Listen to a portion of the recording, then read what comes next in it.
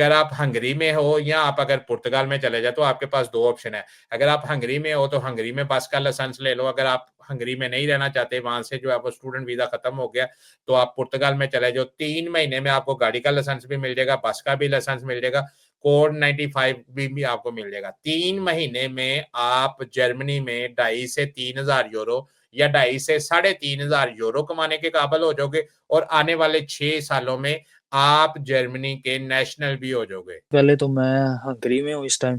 सही है। मैंने यहाँ से बैचलर्स अभी रिसेंटली किया, ये जून में, सॉरी। अच्छा, आज बैचलर कर लिया अकील भाई? जी, उसके बाद मेरे पास है पुर्तगाल का कार्ड भी है, मेरी फर्स्ट टीआरसी है मेरे पास। वेरी गुड जी। ठीक है, वो ये सितम ये ये जो आप जैसे बच्चे हैं ना, जो आप जैसे बच्चे हैं कि स्टडी के दौरान ही टीआरसी ले लेते हैं, ये वाला जो जुगाड़ करते हैं ना, ये वेरी गुड काम करते हैं कि पढ़ते पढ़ते साथ में जो है वो टीआरसी भी आपके हाथ में आ गई।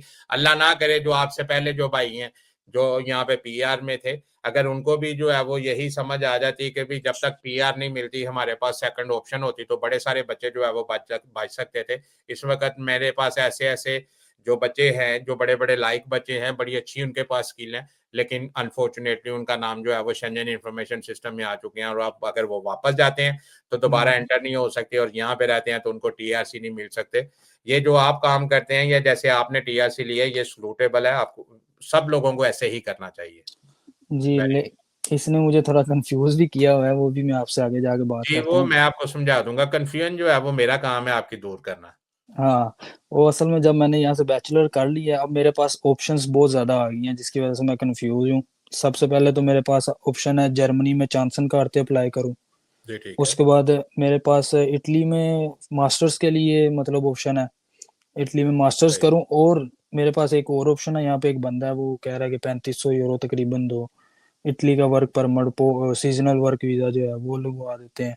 बस मुझे इतना बता दे कि जर्मनी, इटली या पुर्तगाल, ये तीनों में से एक ऑप्शन दे दे, बाकी डिटेल्स जो है मैं आपसे बाद में पूछ लूंगा। ठीक हो गया। तो अकील बेटा देखो, आप माशाल्लाह ग्रेजुएट हो हंगरी के, आपके पास जर्मनी की जॉब सीकर वीजा की अपॉर्चुनिटी मौजूद है। जी ठीक जी है। बिल्कुल। मुझे ये बताओ कि अगर आपने यहाँ पे ग्रेजुएशन कर ली है हंगरी में, तो बेटा मुझे ये बताओ कि आपको 4 साल हो गए यहाँ पे रहते हुए, अभी तक आपको क्या पता चला है कि अगर किसी ने पैसे कमाने हो तो किस मुल्क में जाना चाहिए? ऑफ कोर्स जर्मनी जाना चाहिए उसको तो। जर्मनी में जाना चाहिए। तो बेटा अगर जर्मनी में जाना चाहिए तो पुर्तगाल की आपके पास एक अच्छी ऑप्शन है, ताकि आप लोगों को यूरोप से वापस पाकिस्तान जाना पड़े तो आपके पास एक सेकंड ऑप्शन हो, आप फौरन से टिकट करवा के किसी मुल्क में आ सकें, और ये कार्ड आपको मिल भी जाता है जहां पे मर्जी आप बैठे हुए हो। तो इसलिए ये काम आपने अच्छा किया। लेकिन अब जो है वो बेटा, ये जो आप कह रहे हो कि मैं मास्टर्स करने के लिए इटली में चले जाऊं, मैं ये कर लूं, मैं वो कर लूं, बेटा जिंदगी जो है वो बड़ी जल्दी खत्म हो जाती है, और जिंदगी छोटी सी है। ये स्टूडेंट स्टूडेंट खेलने वाला काम जो है वो इससे बाहर निकलो। मुझे बताओ कि आपने यहाँ पे जो ग्रेजुएशन की है, इसने आपकी क्वालिटीज में क्या इजाफा किया है? हाँ, क्वालिटीज में तो कोई इजाफा नहीं किया, बस मुझे बताओ अपॉर्चुनिटीज कि जो ये है जो दो चार डिग्री मिली। आपने बेटा हासिल हम्म, की है, ये डिग्री आपको 2,000 यूरो कमा के दे सकती है?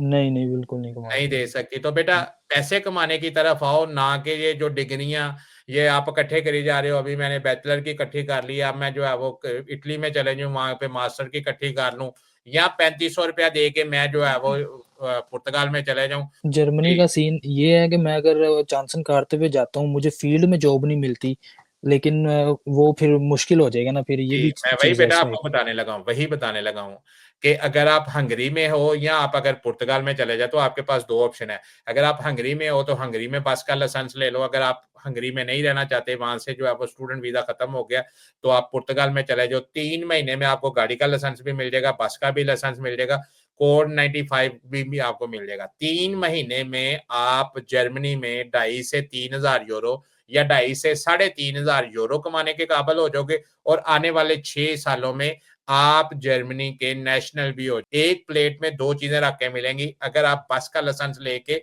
जर्मनी में आ जाते हो, आते ही 2,500-3,000 रुपया सैलरी, 5 साल बाद पीआर, छठे साल में आपको नेशनैलिटी। तो ऐसा कम्बो आपको पूरे यूरोप में किसी जगह पे भी नहीं मिलेगा। बर्तन धोने वाला या ये जो माल्टे तोड़ने वाला जो कॉन्ट्रैक्ट जिसकी आप बात कर रहे हो, 3500 रुपये का आपको एक बंदा दे रहा है, बेटा यही 3500 रुपया वहाँ वो 3500 रुपया जो आपने किसी एजेंट की जेब में डाल देना, उसने आपके अंदर कोई क्वालिटी ऐड नहीं करनी, आपको कोई स्किल नहीं सिखानी। लेकिन अगर यही 3500 रुपया आप पुर्तगाल में जाके अपनी ज़ात के ऊपर लगाकर ये 2 लाइसेंस ले लेते हो, लेने पड़ के हैं, वहाँ पे जाके शॉर्टकट के चक्कर में नहीं पड़ना, लेने पड़ के हैं। गाड़ी का लाइसेंस भी पढ़ के करना है, बस का लाइसेंस भी पढ़ के करना है, कोड 95 भी पढ़ के करना है। जिस दिन आप ये 3 लाइसेंस ले लोगे, अगर जॉब ना मिले मेरे पास आ जाना, जॉब हम आपको 1 महीने के अंदर-अंदर ढूँढ के दे देंगे। यहाँ पे आगे 5 साल बाद। और अगर ये काम जो मैं आपको बता रहा हूँ, अगर सारी ज़िंदगी अगर आपको रिग्रेट हो कि अनैत भाई ने मुझे जो है वो गलत लाइन पे लगा दिया था, मेरे लिए माल्टे तोड़ना 3500 रुपए का कॉन्ट्रैक्ट लेके वो माल्टे तोड़ने वाला काम अच्छा था, और अनैत भाई ने मुझे जो है वो बस का ड्राइवर बना दिया। अगर सारी ज़िंदगी किसी जगह पे भी रिग्रेट हो, मेरे प्लेटफ़ॉर्म पे आके मेरे से मुझे बता देना कि अनैत भाई ये आपने मुझे जो है वो गलत जो है वो आइडिया दिया था या गलत लाइन पे लगाया था।